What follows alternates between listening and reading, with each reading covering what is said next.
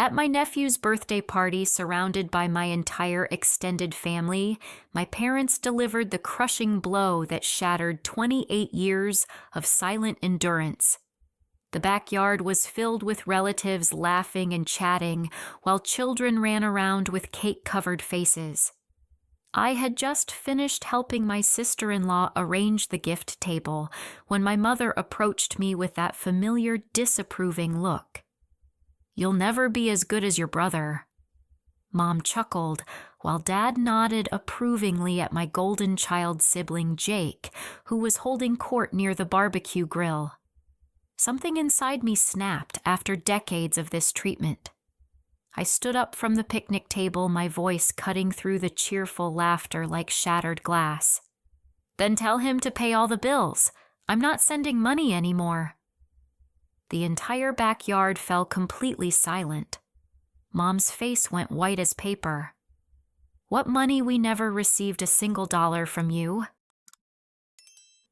The silence stretched across the backyard like a heavy blanket. Every conversation stopped. Uncle Tom lowered his beer bottle. Aunt Martha froze mid-bite of her sandwich. Even the children sensed the tension and stopped running around. I pulled out my phone with trembling fingers, my heart pounding so hard I could hear it in my ears.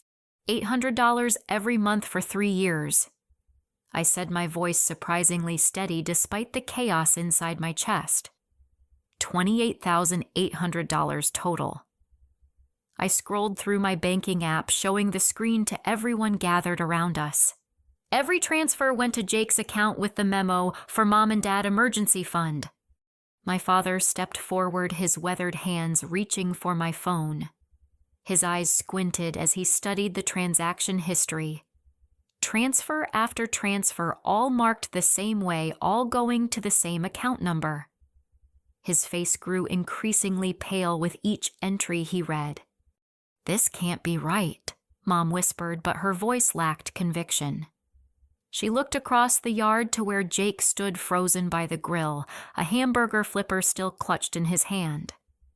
"Jake told us Bernice never helped with anything. He said she was too focused on her career to care about family." Jake's wife Sarah walked over, holding their 2-year-old daughter on her hip. "What's everyone talking about?" she asked, bouncing little Emma to keep her entertained. "Why does everyone look like someone died?" I turned my phone toward Sarah, showing her the same transaction history. "Your husband has been receiving money from me for 3 years. Money I thought was helping my parents with their mortgage and Dad's medical expenses."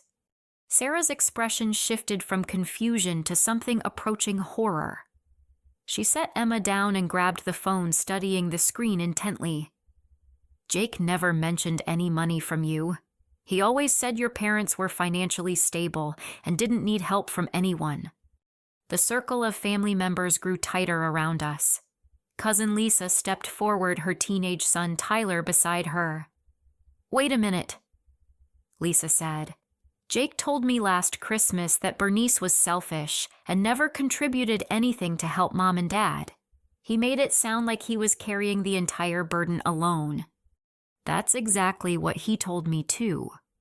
Aunt Martha chimed in, setting down her plate of potato salad. "He always acted like such a martyr, talking about how hard it was being the only child who cared enough to help." Jake finally approached our group, his face flushed red above his polo shirt collar. The hamburger flipper shook slightly in his grip. "There's been some kind of misunderstanding," he stammered, not quite meeting anyone's eyes. "The money it went to, I was managing their finances so naturally it would come through my account first." Managing their finances. I repeated, my voice rising despite my efforts to stay calm. "Jake, show me one receipt. Show me one record of where that money went. $28,800 doesn't just disappear." Uncle Tom, who worked as an accountant, stepped into the circle. His normally jovial demeanor had turned serious. "Jake, if you were managing your parents' finances, there should be clear documentation. Bank statements, receipts, something showing how the money was spent." Jake's mouth opened and closed like a fish gasping for air. Sweat started beating on his forehead despite the mild autumn weather. "I don't have those records with me right now," he said weakly. "They're at home in my filing cabinet." "Your filing cabinet?" Sarah's voice cracked. "Jake, what filing cabinet?" "We don't have any filing cabinet for your parents' expenses. You never mentioned managing their money." She turned to face my parents, her expression growing more distressed by the second. "Mr. and Mrs. Henderson, have you been having financial problems? Jake never told me anything about helping you with bills or medical expenses." My mother and father exchanged glances that spoke volumes. Dad cleared his throat, a sound I recognized from childhood when he was about to admit something difficult. "We've been struggling a bit," he said quietly. "My heart medication is expensive, and the mortgage payments have been tight since I reduced my hours at the hardware store." "But Jake told us Bernice didn't care enough to help," Mom added, her voice growing smaller with each word. "He said she was too busy with her fancy marketing job to worry about family problems." The pieces of the puzzle were clicking together in front of everyone's eyes. Jake's elaborate lies were unraveling faster than he could weave new ones. His golden child status, built on years of careful manipulation, was crumbling like a house of cards in a strong wind. "Jake," I said, my voice carrying a strength I didn't know I possessed, "where is my money?" Jake's face had gone from red to gray, like all the blood had drained straight out of his body. He kept glancing toward the back gate, as if calculating whether he could make a run for it. The entire family party had transformed into an impromptu trial, with 30 relatives serving as jury and witnesses. "I need to call the bank," I announced, pulling up the customer service number. "This has gone on long enough." "Wait," Jake said, panic creeping into his voice. "You don't need to call anyone. I can explain everything. There's been a system error or something." But I was already dialing.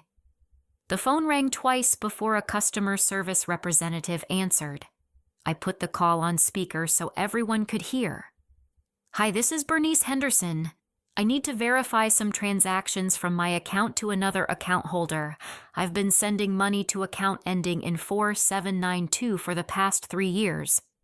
"Let me pull up that information for you, Miss Henderson," the representative said.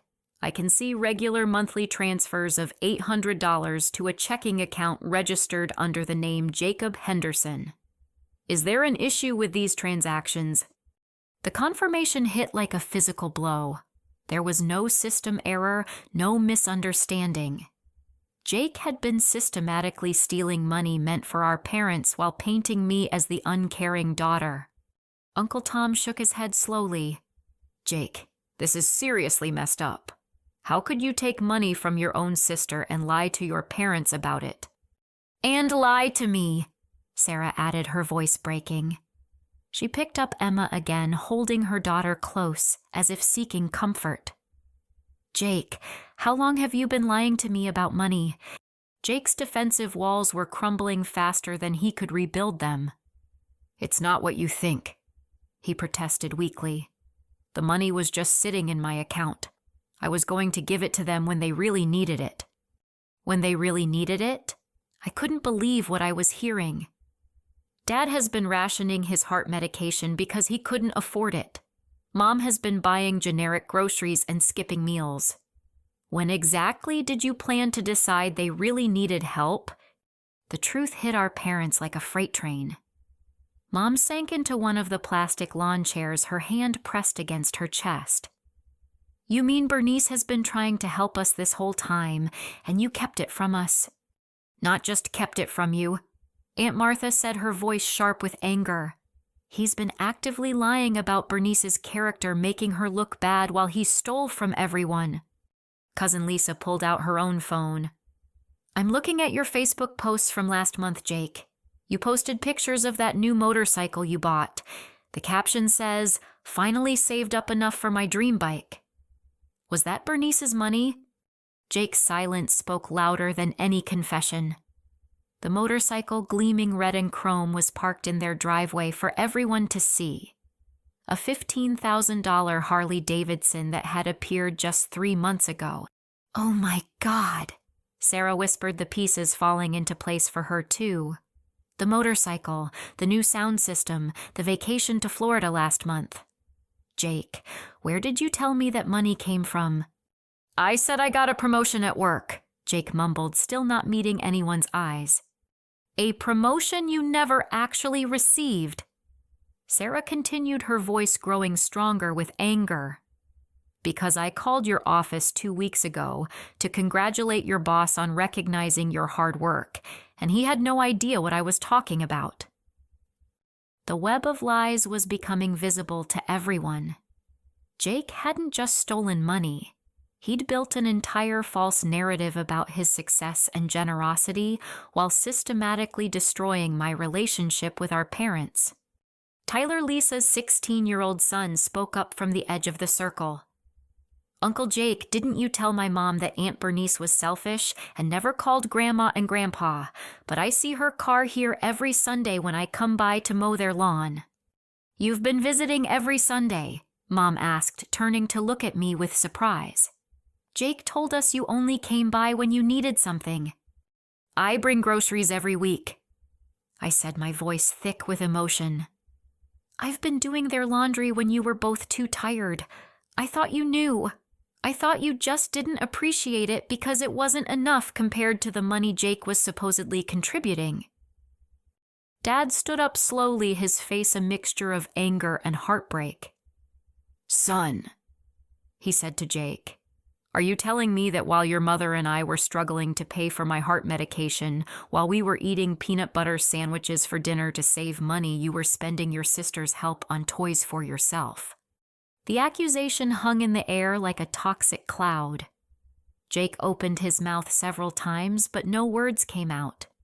His carefully constructed image as the successful, generous son had completely collapsed in front of his entire extended family.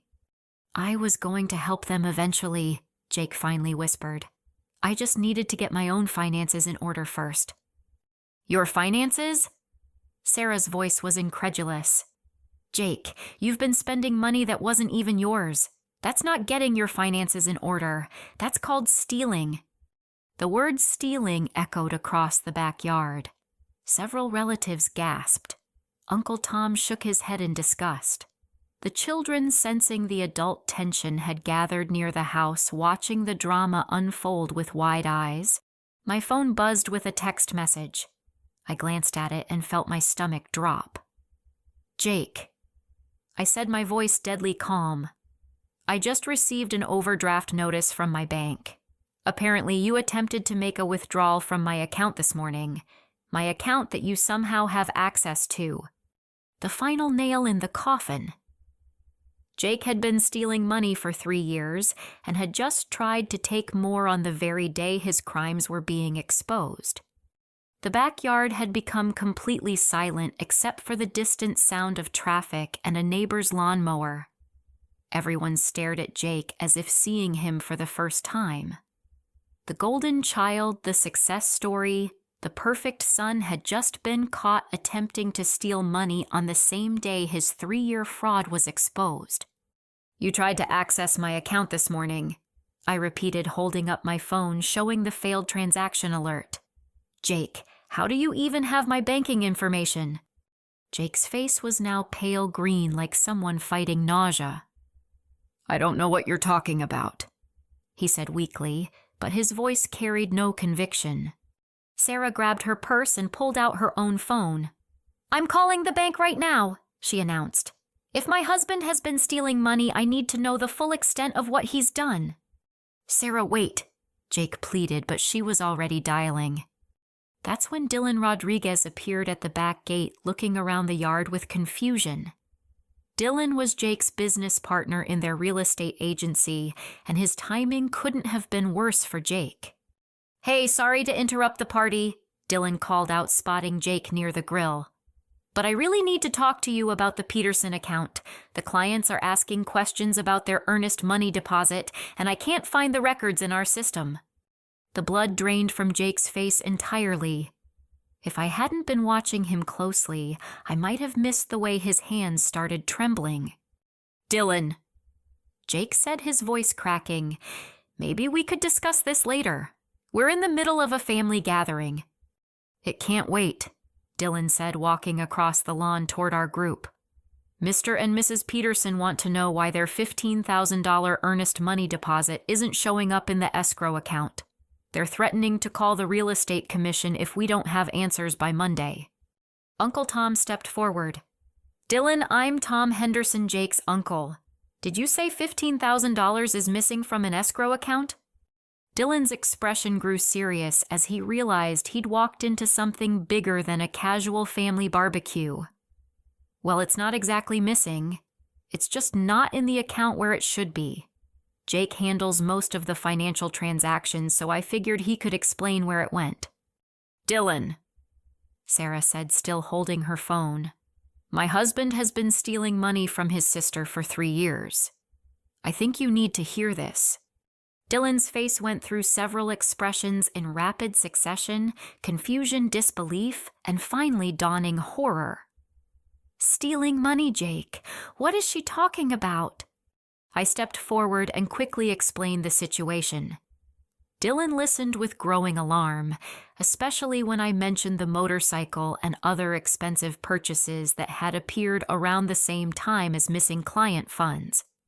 "Jake," Dylan said slowly, "please tell me you didn't use client money for personal expenses. Please tell me there's a reasonable explanation for why the Peterson deposit isn't in escrow." Jake's silence stretched on for what felt like an eternity. Around us, the family watched in stunned disbelief as another layer of criminal behavior was exposed. "The money is safe," Jake finally said, but his voice sounded hollow. "I just moved it temporarily to cover some cash flow issues." "Cash flow issues?" Dylan's voice rose. "Jake, that's client money. It's not our money to move anywhere. That's embezzlement." The word embezzlement hit the gathering like a bomb. Several relatives gasped audibly. Mom started crying.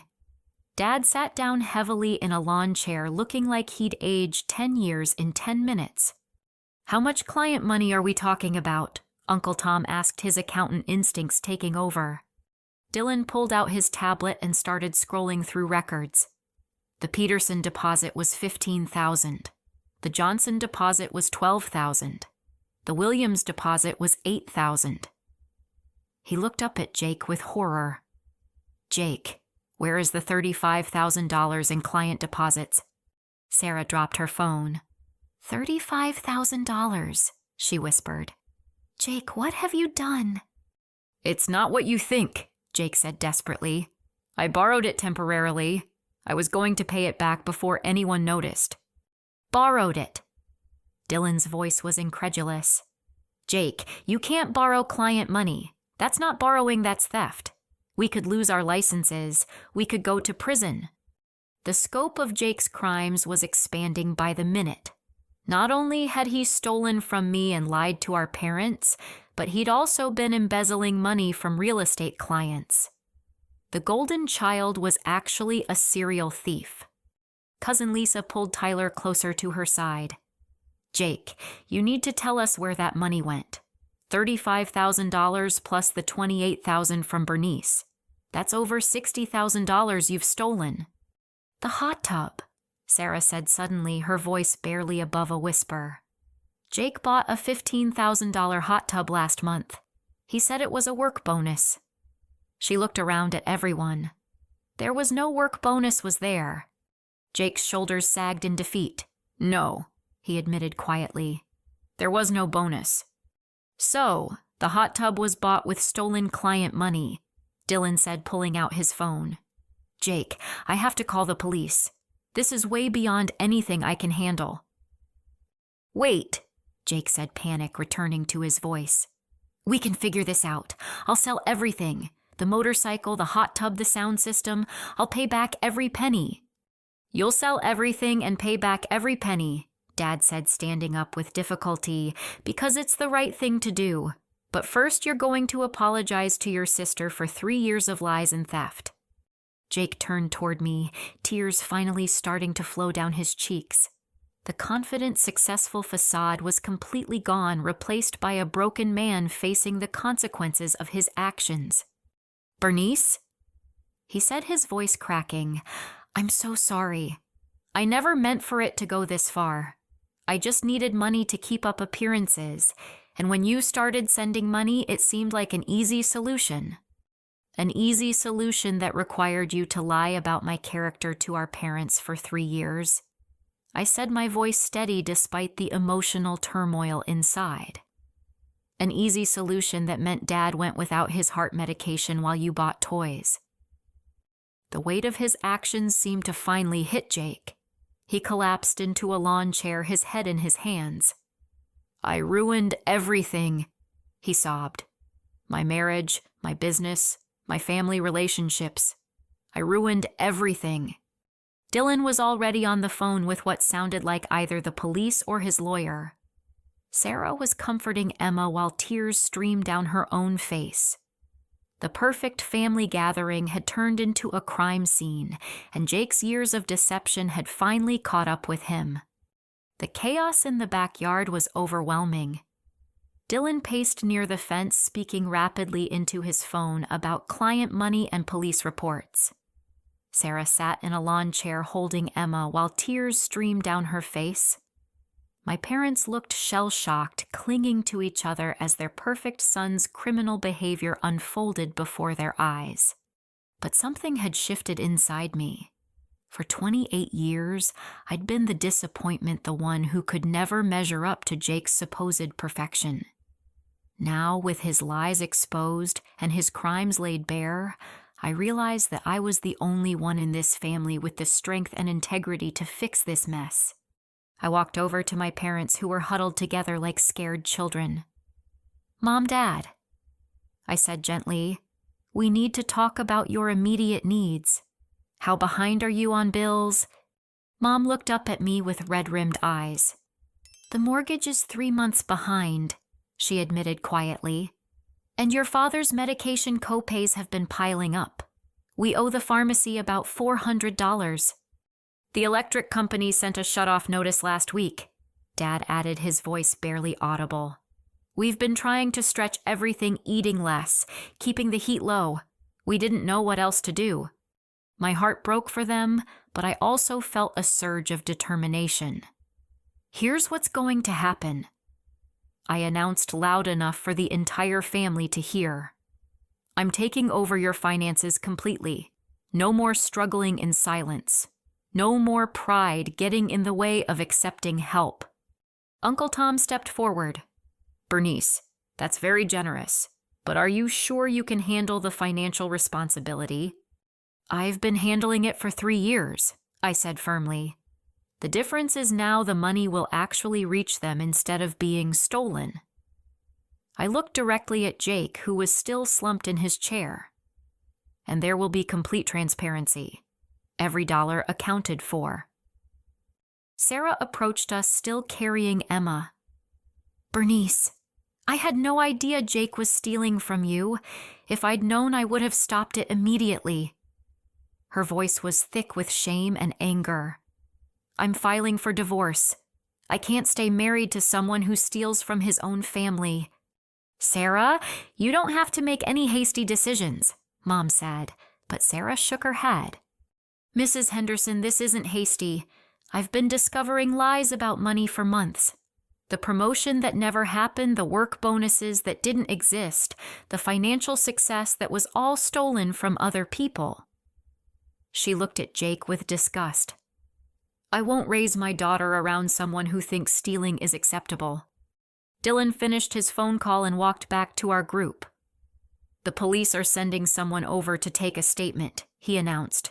"Jake, you need to understand how serious this is. Embezzling client funds is a felony. You could face prison time."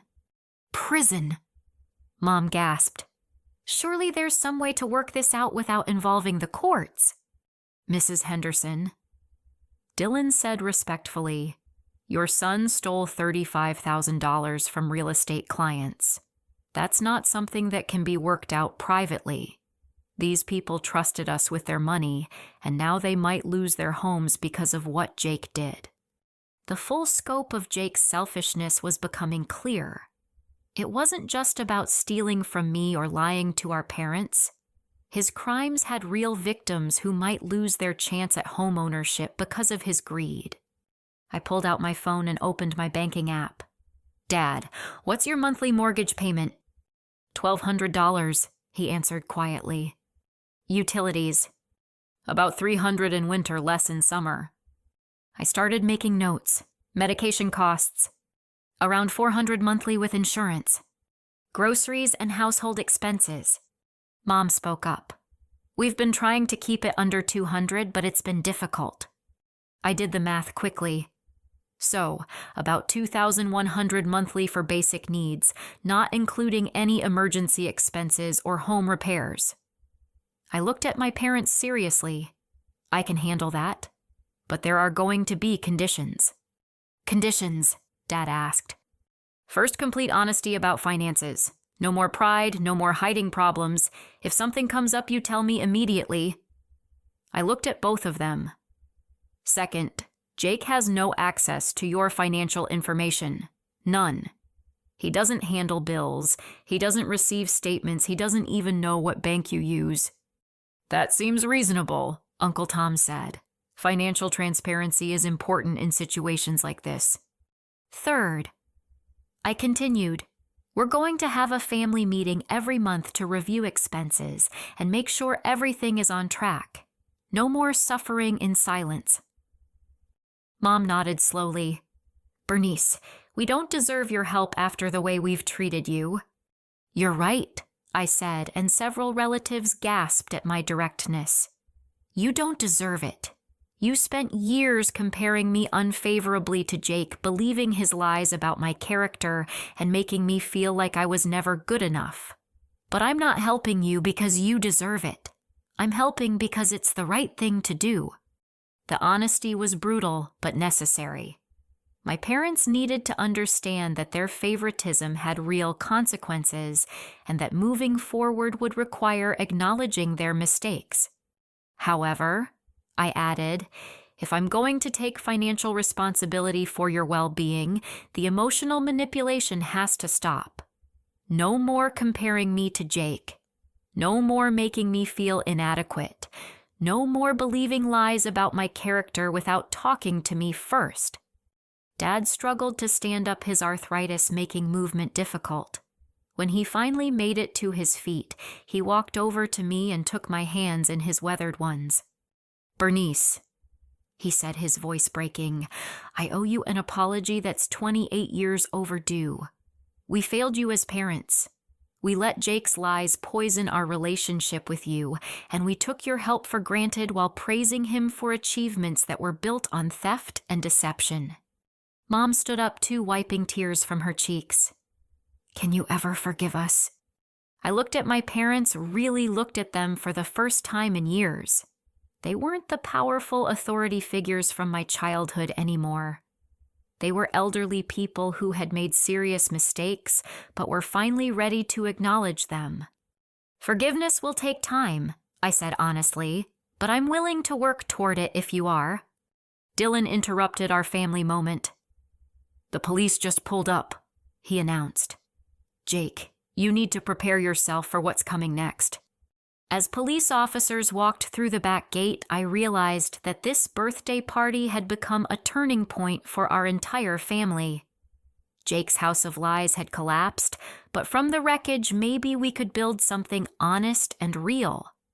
Two police officers, Detective Rodriguez and Officer Williams, walked across our backyard with the measured steps of people who had seen every kind of family drama imaginable. The birthday party decorations and cheerful balloons created a surreal backdrop for what was essentially a crime scene. "We received a call about embezzlement and theft," Detective Rodriguez said, pulling out a notepad. "Can someone explain the situation?" Dylan stepped forward first. "I'm Dylan Martinez, Jake Henderson's business partner. We've discovered that Jake has been taking client funds from our real estate escrow accounts for personal use. He handed over his tablet. These records show $35,000 in client deposits that should be in escrow but have been moved to personal accounts. Officer Williams looked at the financial records while Detective Rodriguez turned to our family group. And there are additional theft allegations. I stepped forward, my banking app still open on my phone. I'm Bernice Henderson, Jake's sister. For 3 years, I've been sending $800 monthly to my brother's account, believing the money was going to help my parents with medical expenses and mortgage payments. Instead, he kept the money for personal purchases while lying to my parents about my character and willingness to help. That's $28,800 over 3 years, Detective Rodriguez calculated quickly. Mr. Henderson, is this accurate? Jake, who had been silent since the officers arrived, finally spoke in a voice barely above a whisper. Yes, it's accurate. So we're looking at over $63,000 in total theft, Officer Williams said, making notes. Mr. Henderson, you understand these are serious felony charges. The word felony seemed to hit Jake like a physical blow. He slumped further in his chair, finally understanding that his crimes had consequences beyond family disappointment. Sarah approached the officers, still holding Emma. Officers, I'm Jake's wife, and I want you to know that I had no knowledge of any of this. I'm prepared to cooperate fully with your investigation. Ma'am, we'll need to speak with you separately about your husband's financial activities, Detective Rodriguez said kindly. But first we need to establish the timeline and scope of the thefts. Over the next hour, the backyard became an impromptu police station. The officers took statements from Dylan about the missing client funds, from me about the stolen family support money, and from my parents about Jake's lies regarding my character and contributions. Uncle Tom, with his accounting background, helped organize the financial records and explained how Jake's theft pattern had escalated over time. It appears he started small, taking just the family money, but when that wasn't enough to support his lifestyle, he moved on to client funds, Tom explained. This is a classic escalation pattern, Detective Rodriguez noted. Financial crimes often start small and grow as the perpetrator becomes more confident and desperate. The most heartbreaking moment came when Dad had to explain how he'd been rationing his heart medication because they couldn't afford the full prescription. I was taking pills every other day instead of daily, he admitted to the officers. Meanwhile, my son was using money meant for my medical care to buy luxury items. Detective Rodriguez looked disgusted. Mr. Henderson, your son's actions didn't just constitute theft. By withholding medical funds from an elderly person, he could face additional charges of elder abuse. Jake's head snapped up. Elder abuse, I never hurt them physically. Financial elder abuse is still elder abuse, Officer Williams explained. When you steal money meant for an elderly person's medical care and basic needs, causing them to suffer health consequences, that's a serious crime. Dylan provided additional damaging evidence. Jake also forged some client signatures on financial documents, he revealed reluctantly. I found 3 instances where client signatures on fund transfer requests don't match the originals we have on file. Forgery adds another layer of felony charges, Detective Rodriguez said. Mr. Henderson, you're looking at multiple counts of embezzlement, theft, elder abuse, and forgery. This isn't going to be resolved with community service. Sarah burst into tears. What does this mean for our daughter? What happens to Emma if Jake goes to prison? Ma'am, that's something you'll need to discuss with a family law attorney, Officer Williams said gently. But your cooperation with our investigation will be noted. The officers spent another 30 minutes gathering evidence and contact information. They photographed financial records, took detailed statements, and explained the next steps in the legal process. Mr. Henderson, Detective Rodriguez said to Jake, you're under arrest for multiple counts of embezzlement and theft. You have the right to remain silent. As Jake was read his rights and handcuffed, the reality of the situation hit everyone. The birthday party guests who had stayed to watch the drama unfold stood in stunned silence. Children peeked around the house corner, not understanding why Uncle Jake was being taken away by police officers. "This is really happening," Mom whispered, watching her golden child son being led away in handcuffs. "It had to happen," I said firmly. "Jake's victims deserve justice. The clients who trusted him with their home-buying dreams, the parents he stole medical money from, the sister he betrayed for 3 years. Someone has to be held accountable." Dylan shook hands with the officers as they prepared to leave. "I'll have all the business records ready for your investigation by tomorrow morning," he promised. "Our clients deserve to know exactly what happened to their money." After the police left with Jake, and strange calm settled over the backyard. The birthday party was obviously over, but nobody seemed to know how to end such a surreal day. Sarah broke the silence. "I need to call a lawyer," she said quietly, both for the divorce and to protect Emma's interests in all of this. "That's smart," Uncle Tom agreed.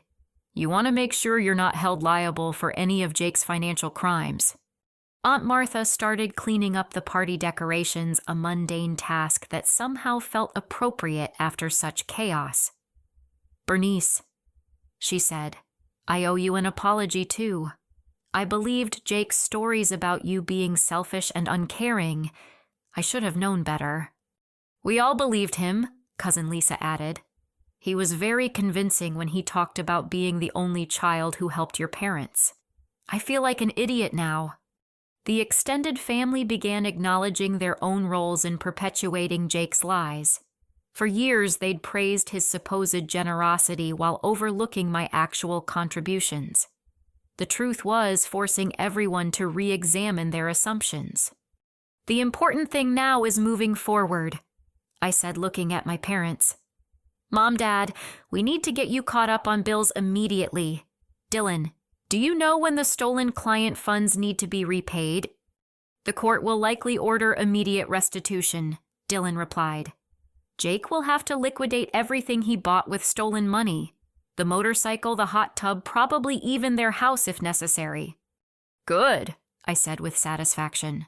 "Let the victims be made whole first. Everything else can be figured out later." As the family slowly dispersed and began cleaning up the remnants of what was supposed to be a simple birthday party, I realized that justice wasn't just about Jake facing consequences.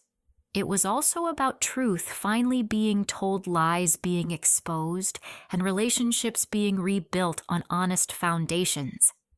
The golden child had fallen, but maybe now the family could see clearly for the first time in years. 3 months after the birthday party that changed everything, I sat in my parents' new apartment, helping Dad organize his medication schedule. The transition from their old house to this smaller, more manageable place had been emotionally difficult, but financially necessary. The morning pills go in the blue container and the evening ones in the green container. I explained, watching Dad carefully sort his heart medication. For the first time in years, he had a full month's supply of all his prescriptions. His color was better, his energy was higher, and his doctor had been amazed at the improvement in his latest test results. "I can't believe I was cutting pills in half for so long," Dad said, shaking his head. "The doctor said I could have had a heart attack from not taking the full dosage." "That's behind us now," I said firmly. "Your health is the priority, and we have a system that works." The apartment was small but comfortable.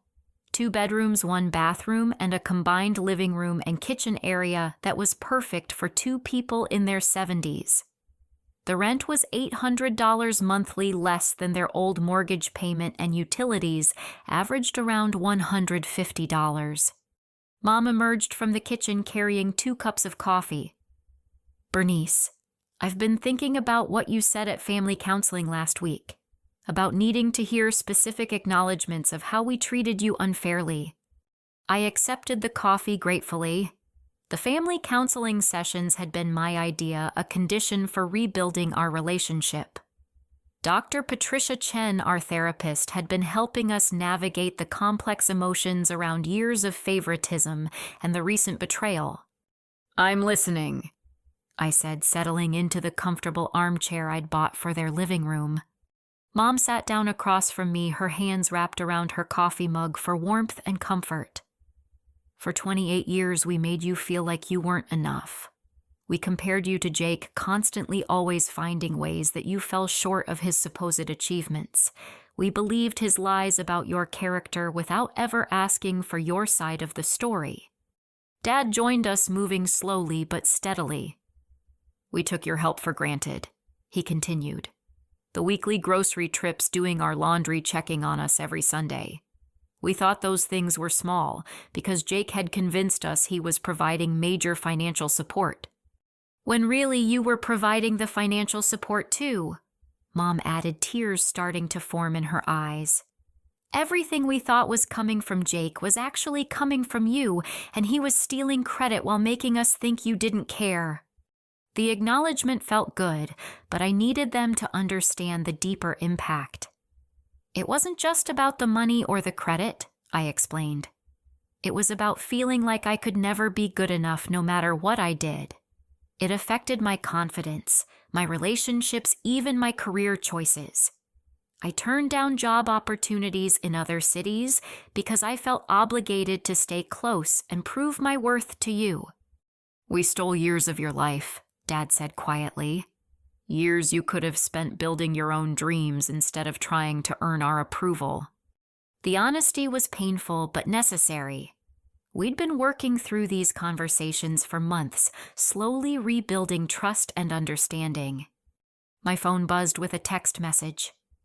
"It's Dylan," I said, reading the message. "Jake's court date for sentencing is next week. The restitution hearing is scheduled for the following week." "How much does he owe in total now?" Mom asked. $63,000 to victims plus court costs and legal fees, I said. "The hot tub and motorcycle are being sold this weekend. Dylan thinks they'll get about $20,000 for both items." "What about his house?" Dad asked. "Sarah's keeping the house in the divorce settlement since Emma needs stability," I explained. "But Jake had to sign over his half of the equity to help pay restitution. That should cover another $20,000 or so." Mom shook her head sadly. "He'll still owe over $20,000 after selling everything."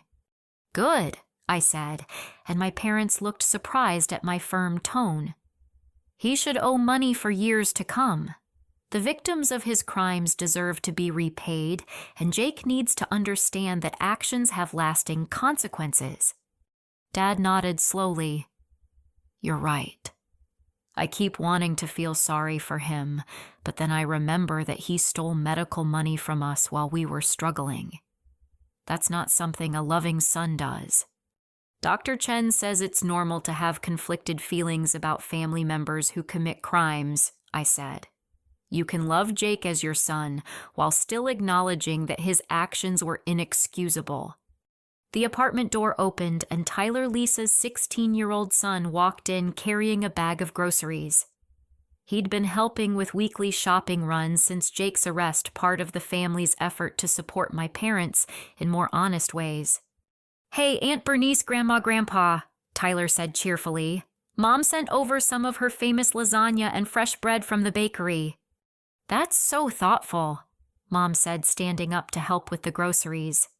"Tyler, tell your mother we appreciate everything the family has been doing."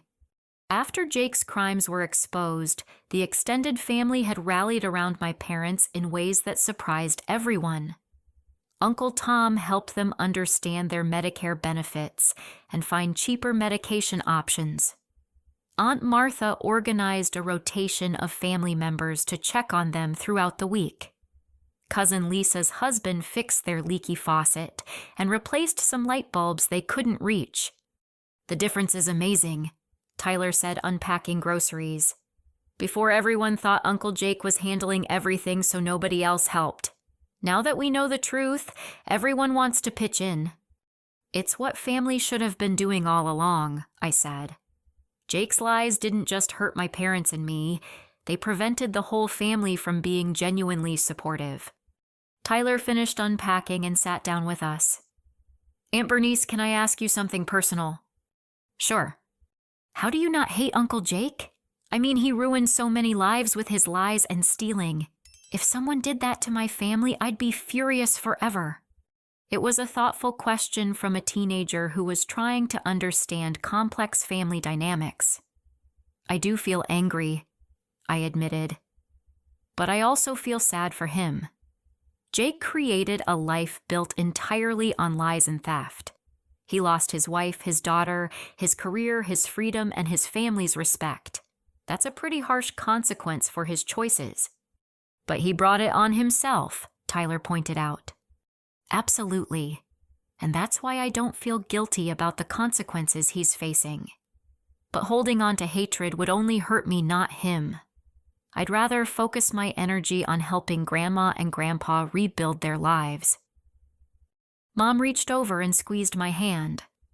We're so proud of who you've become, Bernice. Despite how we failed you as parents, you grew up to be strong and compassionate and generous. And smart, Dad added. The way you took control of this whole situation, organized the finances, set boundaries, insisted on counseling. You handled everything like a true leader. The praise felt genuine in a way that childhood compliments never had. It was based on real actions and character, not comparisons to Jake or attempts to make me feel better. Speaking of leadership, I said, I have some news to share. I got the promotion at work. The marketing director position? Mom asked excitedly. Bernice, that's wonderful. It comes with a significant raise, which means I can increase my monthly contribution to your expenses. We might be able to afford some home improvements for this place. Tyler grinned. Does this mean you can finally afford to date that guy David who's been asking you out for months? I laughed, feeling lighter than I had in years. Actually, David and I are going to dinner tomorrow night. It turns out that when you stop spending all your emotional energy trying to win your parents' approval, you have more energy for your own happiness. David sounds lovely from what you've told us, Mom said. We'd like to meet him sometime when you're ready. Maybe next month, I said. Dr. Chen thinks it's important for me to establish my own relationship first before introducing family dynamics. The afternoon sun was streaming through the apartment windows, making everything feel warm and hopeful. For the first time in my adult life, I felt like I had a genuine relationship with my parents based on honesty and mutual respect. My phone rang and I saw Dylan's name on the caller ID. Sorry, I should take this, I said, stepping into the kitchen. Bernice, Dylan said, I wanted to give you an update. Jake pled guilty to all charges today. He'll be sentenced to 18 months in county jail, followed by 3 years probation. The judge also ordered him to complete financial counseling and community service. What about restitution? He'll be required to pay monthly amounts based on his income once he's released. The court estimate is that it will take him about 7 years to pay back everything he owes. 7 years seems appropriate, I said. His victims will get their money back eventually, and Jake will have plenty of time to think about his choices. There's one more thing, Dylan added. Jake asked me to tell you that he wants to write you a letter of apology, not for legal reasons, but because he says he owes you more than just saying sorry at a birthday party. I considered this. Tell him I'll read a letter, but I'm not ready for any direct contact yet. Maybe in a year or two after he's served his time and proven he's changed. That's fair, Dylan agreed. For what it's worth, I think jail time will be good for him. He needs to face real consequences for what he did. After ending the call, I returned to the living room where my parents and Tyler were looking through old photo albums. Everything okay? Dad asked. Jake pled guilty today. 18 months in jail plus probation and restitution payments for 7 years. Mom sighed. I suppose that's fair considering everything he did. It is fair, I said firmly. And now we can all move forward without wondering what's going to happen next. Tyler closed the photo album and looked at us seriously. You know what's weird? Looking at these old pictures, I can see how much Uncle Jake needed everyone to think he was perfect. Even as a kid, he's always posing and trying to look better than everyone else. Whereas Bernice is always just genuinely smiling, Mom observed, looking at childhood photos with new eyes. We should have seen the difference.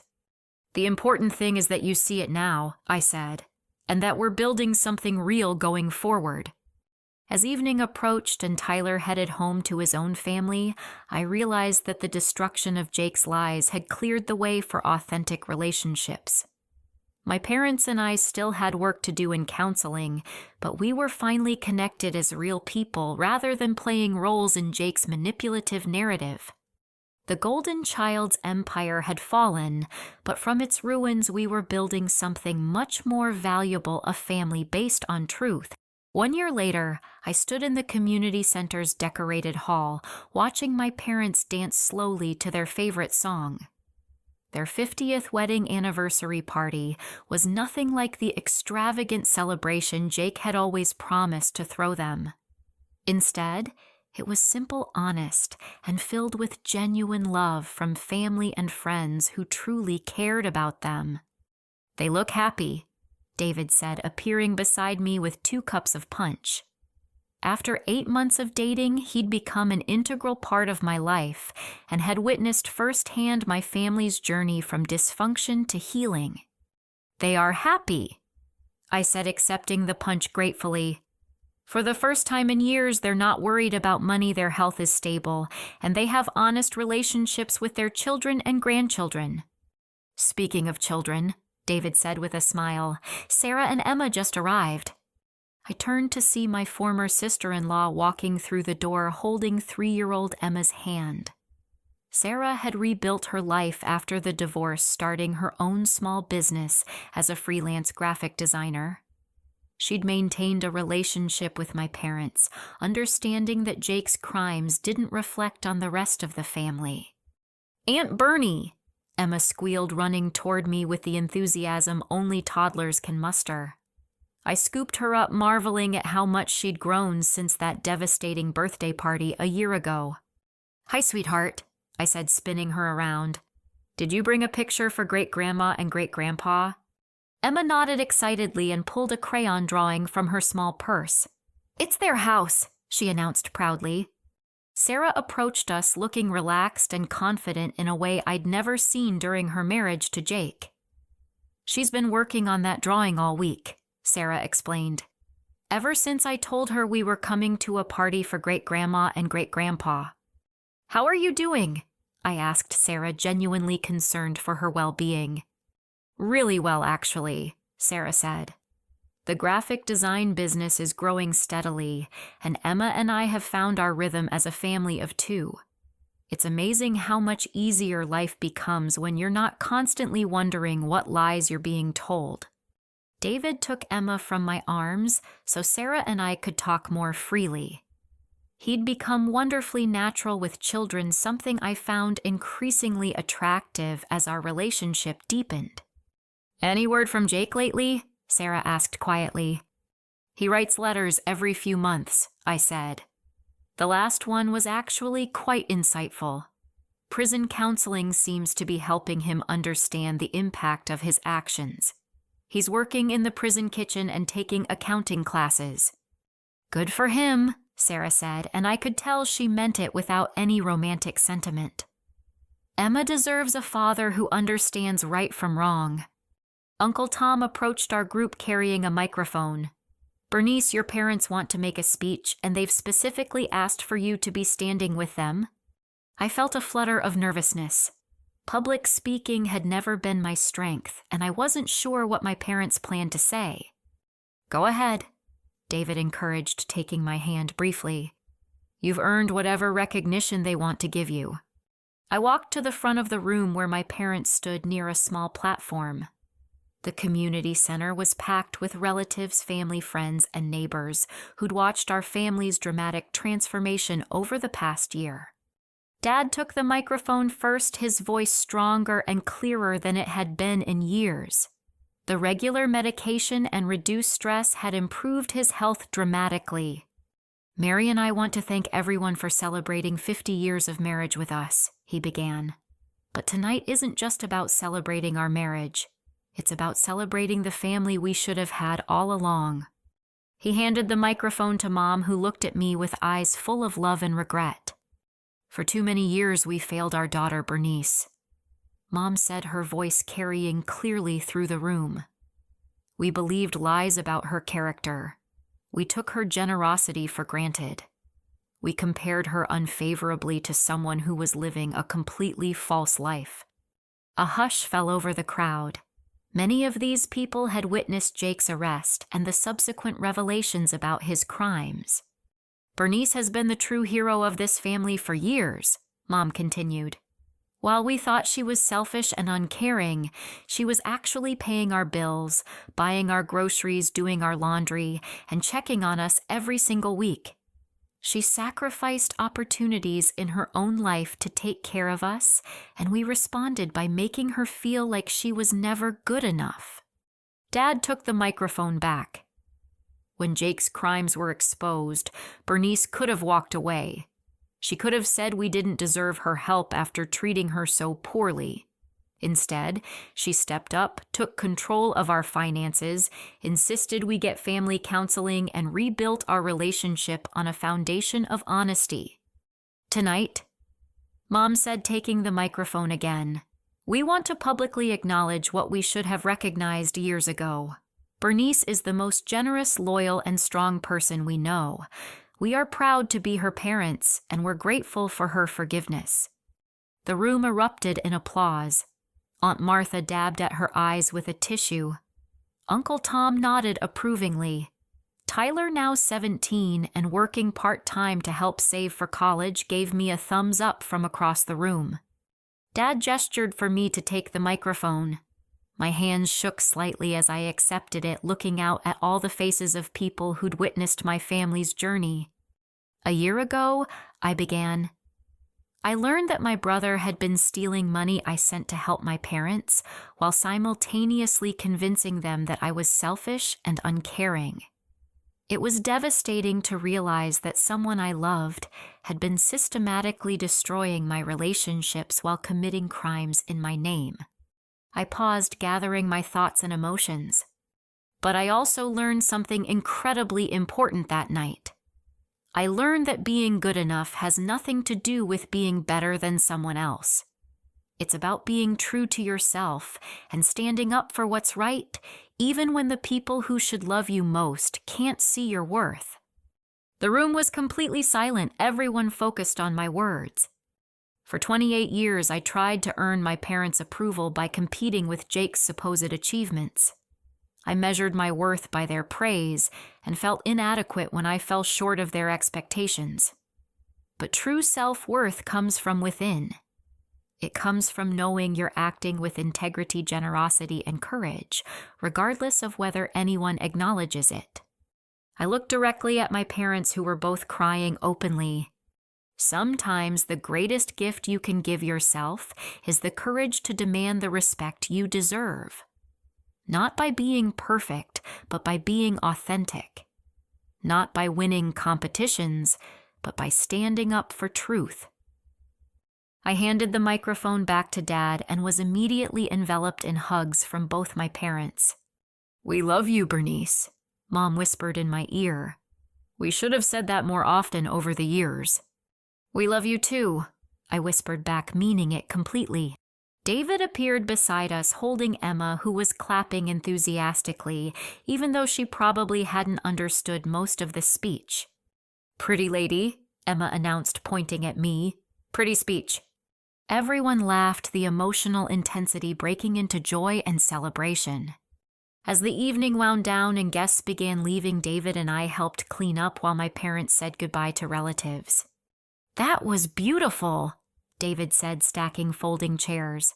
"Your family has come so far in just 1 year." "It's amazing what honesty can accomplish." I agreed.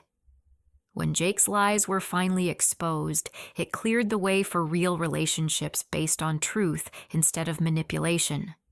Sarah approached us carrying a sleepy Emma. "We're heading home," she announced. But Bernice, I want you to know that watching your family heal has given me hope for my own future. If you can forgive and rebuild after everything that happened, maybe Emma and I can build something beautiful too." "You already are building something beautiful," I assured her. "Emma is lucky to have a mother who chooses truth over comfortable lies." After everyone left, David and I drove my parents back to their apartment. They were tired but happy, still glowing from the celebration and the opportunity to publicly acknowledge the truth about our family dynamics. "Bernice," Mom said as we helped them into their apartment, "there's something else we want to tell you. We've been talking with Dr. Chen about rewriting our wills." "We want to leave everything to you," Dad added. "Jake will inherit nothing except the debt he owes to his victims. We know that's what justice looks like." "You don't need to make those decisions tonight," I said gently.